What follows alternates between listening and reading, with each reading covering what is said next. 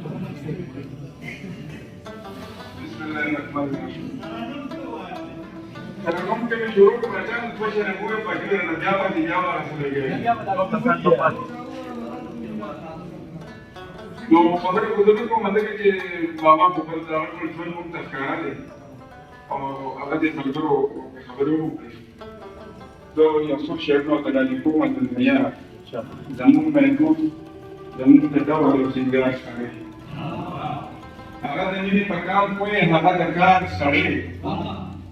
هغه د مینې په کار پوهې هغه د کار سړی هغه د ژوند د احترام د کاروبار سړی هر یو شمل ابن زیاد پرې وظیفې وکړې هر یو شمل ابن زیاد پرې وظیفې وکړې خو هغه نه و د درهم او د دربار سړی هر یو شمل ابن زیاد پرې وظیفې وکړې خو هغه نه و د درهم او د دربار سړی بلها ذهنونه یې تازه کړه چې هوښیار پراته بلها ذهنونه یې تازه کړه چې هوښیار پراته هغه ثابت کړه ځان د کر او د کردار سړی هغه زمونږ سروبر هغه د ژوند اواز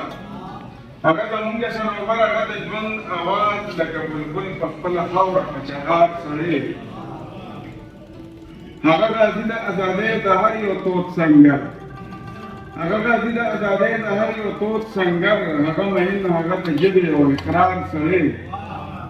هغه راځي د ازادۍ د هر یو تود سنګر هغه مهین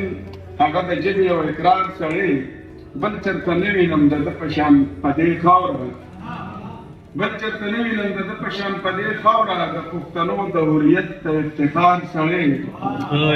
او الله دې وکړي چې په زړه دا ارمان یو نه شي